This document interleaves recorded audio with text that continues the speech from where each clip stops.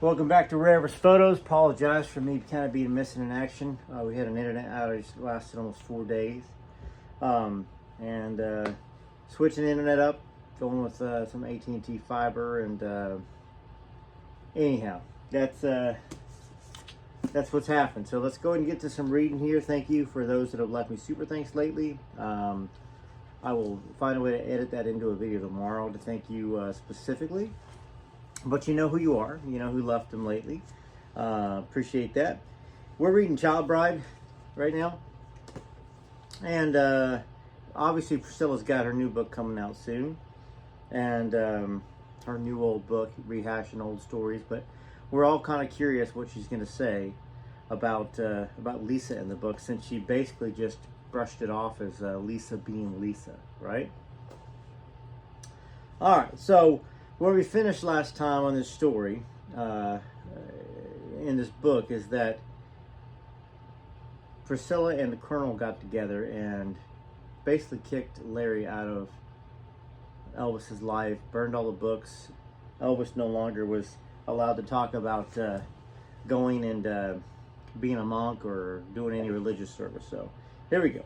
Larry left Elvis's employ shortly after that meeting, convinced that Priscilla and the Colonel had conspired to remove him, and questioning Elvis's mysterious fall. I think Priscilla thought Larry Geller was filling Elvis's mind with a lot of things that could never be answered, reasoned Joe. Larry was trying to control Elvis to a certain point, to get Elvis to depend on Larry, and I feel that way myself, because he occupied so much of Elvis's time that he lost his creativity. So that's very interesting that Joe is saying it lost his creativity. First off, Elvis wasn't even doing music during that point in time. He was doing fluffy movies that made no sense for him to continue doing that. So that's, to me, I have to take a look at that and have to say bull, right? Now I'm sure y'all do as well. Okay. Larry was trying to control Elvis to a certain point. Okay, so instead of thinking about his career and doing something about it, it was all this mystery stuff, Eastern philosophies and stuff that took him away from what he was supposed to do, be an entertainer and perform. Priscilla wasn't too thrilled with Larry, is what Joe said. Now, most of the entourage wasn't, for they had no understanding of Elvis's spiritual bent, and they felt that it distracted him from taking care of business and taking care of them. That's the key line right there. Elvis formed a new long-term agreement with Colonel Parker that was grossly advantageous to his manager. Now, that long-term contract right there is what people know as the contract, which is 50% of anything that the Colonel Parker brought in for business. Before that, it wasn't 50%. Y'all know what it is. I know what it is. It was 25%. That was the original agreement, which was still pretty aggressive. 10-15% is a normal management fee. That being said, how many artists does a normal manager usually have? 2, 3, 5, a dozen? In Colonel's mind, and in some ways my mind, if you're doing what Colonel was doing, which was focusing exclusively on Elvis and working 24/7, I would say he was worth 25%. Now, 50% was not worth that. That's too much money, but it was Priscilla, in a sense, that perpetrated that on Elvis. It was Priscilla working with Colonel. I mean, the timing's there, right? All right. So Elvis formed a new long-term agreement with Colonel Parker that was grossly advantageous to his manager, and within a month, the Colonel was orchestrating Elvis and Priscilla's wedding. Larry saw this as further evidence that Priscilla and Colonel were in complicity to remove him, and that in exchange, Priscilla would have her wedding. "We'll get rid of the guru," was Larry's interpretation of the turn of events, "and you're stepping in. You'll be the wife of Elvis Presley. You'll control Elvis." Now, that last line wasn't in this book. I just put it in there. You'll control Elvis. You'll be the wife of Elvis Presley. You're stepping in. You'll control Elvis for me.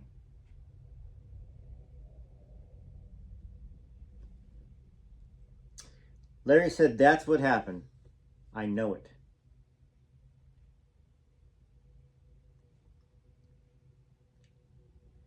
There was no argument about the fact that beginning that April, Colonel Parker took over every detail of Elvis and Priscilla's wedding.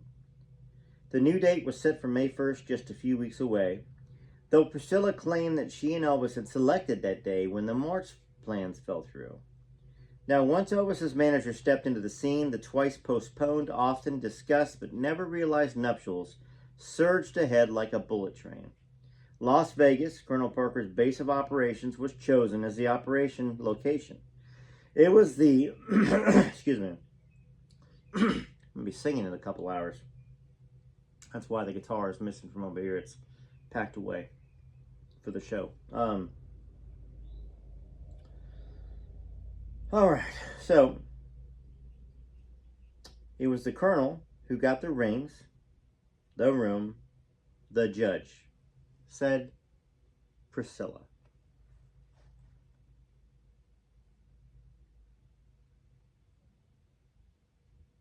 We didn't do any of that, Priscilla said. It was through his connections. We wanted it to be fast and effortless.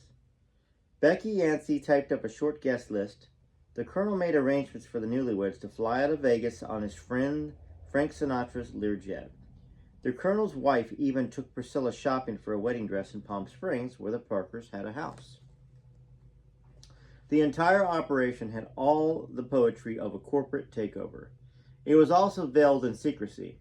More of the colonel's doing, for he wanted to control and exploit the wedding for maximum publicity value, down to a prearranged press conference at the Aladdin in Las Vegas after the ceremony, during which he would surprise reporters with the news that Elvis Presley was married. First off, that doesn't sound like Parker's MO, does it? First off, Elvis being single was the most important thing to Colonel. Now, unless he thought that being married would bring in more money. And I guess if he thought that Priscilla would control Elvis, make him do 3 movies a year, give him a reason to have to keep earning money, even though he hated the movies, then maybe that was his, maybe he saw the money going down and he thought, this is the way to maximize profits, marriage. Don't want nobody coming in that says get rid of the colonel, especially when Priscilla's like, oh, Colonel, baby, give me your baby. Give me a kiss. Whatever, you know? I don't know. I mean, she certainly defended Parker, didn't she? In fact, it was the judge that stepped in that basically made Elvis Presley Enterprises sue Parker for all the gross money that he took from Elvis, the grossly advantageous contract that which was taking advantage of Elvis, which was done with Priscilla's doing during this time period.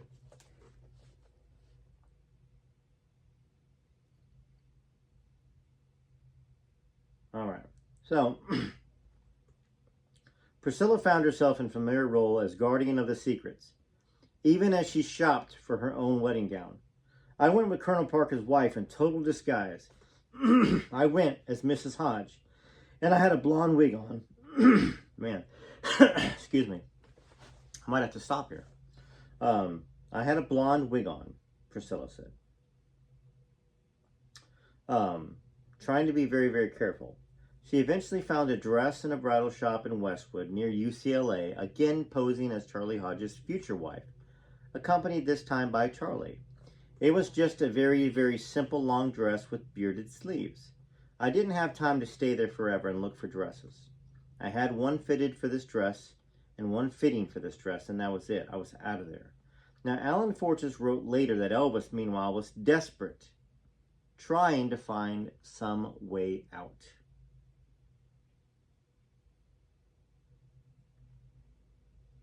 I can see that. There's other people that said that.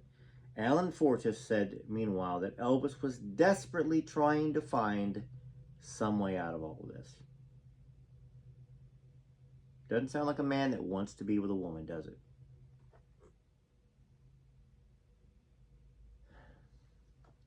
Colonel Parker's carefully laid plans went forward with just one hitch. gossip columnist Rona Barrett, who had a weekend house in Palm Springs, a stone's throw from the cul-de-sac where Elvis had taken that rental in the spring, noticed signals that something was up. The Memphis Mafia started to arrive in L.A., she recalled, and sources at the Beverly Wilshire Hotel confirmed reservations. Rona reasoned that plans were afoot for Elvis and Priscilla's wedding, and concluded that if he's going to do it, he's going to do it from Palm Springs. It was, she admitted, intuition, pure intuition. Rona's finely honed gossip instincts were right on target, for the Colonel had made plans for Elvis and Priscilla to leave Palm Springs for Vegas by private plane at 4:30 in the morning on the day of the wedding, and return on Sinatra's Learjet to spend their first night as husband and wife at Elvis Presley's Palm Springs house on Ladera Circle, which I went to, by the way, and I hopped the fence, and I went upstairs, and I went into the room. Back when I was 20, before I left for Tennessee, so that would have been in 1995. But yeah, I went there, and I went in the same room. The gardener was there, and he had the doors open. I guess gardener, housekeeper people, and anyways, I got in and I got out. But I lived down there in that area. So, anyways, pretty cool. It was very, very, very cool. I don't even think it was owned by somebody, but it wasn't. Nobody lived there, obviously. Alrighty, so within hours of Elvis and Presley's arrival in Las Vegas on May 1st, before the ceremony had even begun,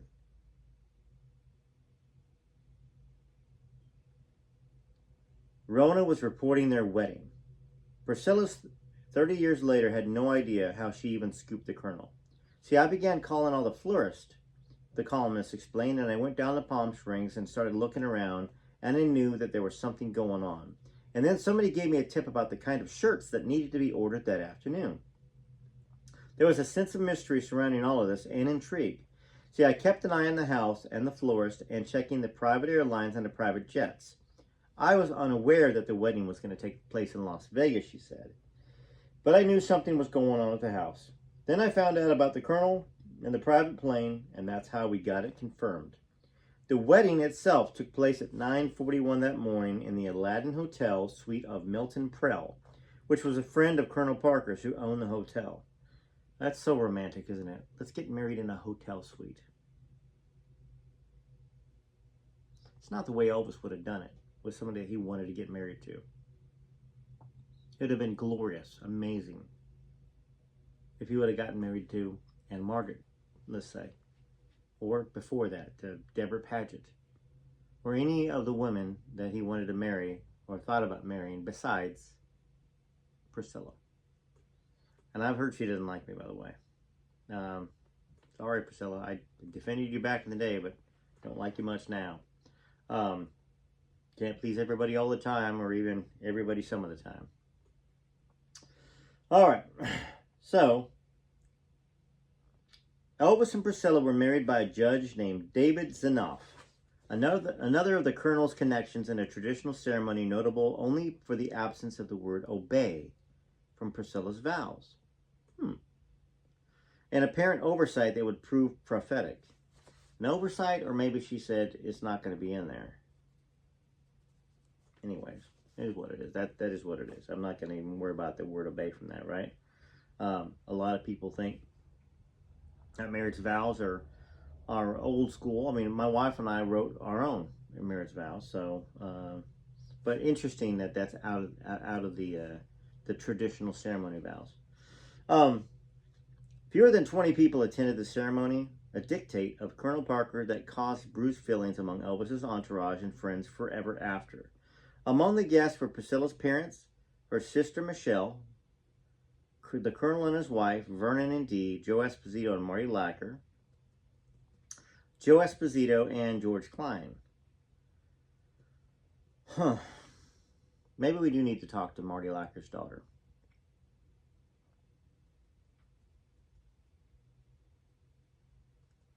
Priscilla's long-awaited wedding resembled nothing so much as a staged photo opportunity, which was, in fact, what it was.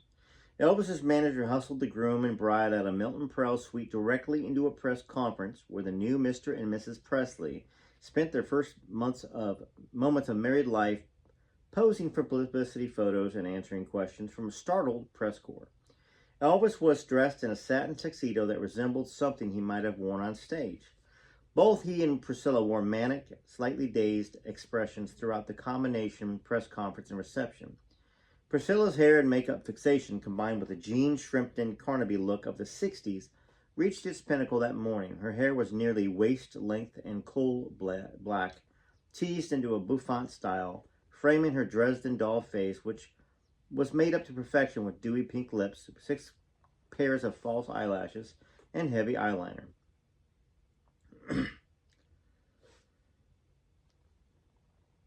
Though they would be later mocked for going to extremes, Elvis and Priscilla looked more beautiful that morning of their wedding. They were mesmerizing, 2 perfect-looking creatures who seemed to belong to another world and not mere mortals. A couple more paragraphs, and unfortunately I got to roll. We got to get in the truck and we got to head up to where we're singing at a winery. So I'll do some Elvis songs today, like I always do. Despite its lack of sentiment or genuine emotion, Priscilla's wedding day was for her the consummate moment of personal triumph. Personal triumph, right? Singularity, not togetherness, right?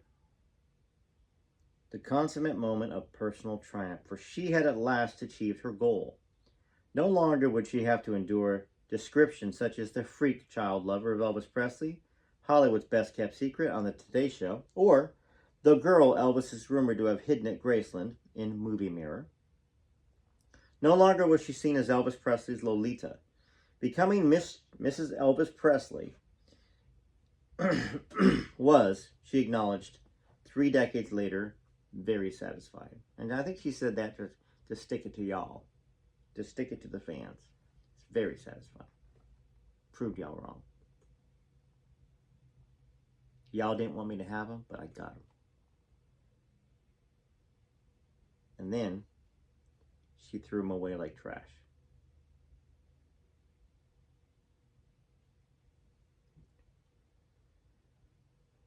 Getting married, ironically, doomed Elvis and Priscilla's already strained relationship. Some of the reasons were plain to anyone who understood her psyche or had observed the dynamics between them. Other reasons, deeply embedded in Elvis Presley's complicated subconscious, were soon to reveal themselves. As dramatic as were the elements of seeming predestination that had drawn them together, Elvis Presley and Priscilla Bobblehead's marriage was a tragic misalliance of 2 strikingly incompatible people. They wed because they were both bound by dreams they had outgrown. He to an obligation undertaken on impulse 4 years ago, and she to the fantasies of a young girl.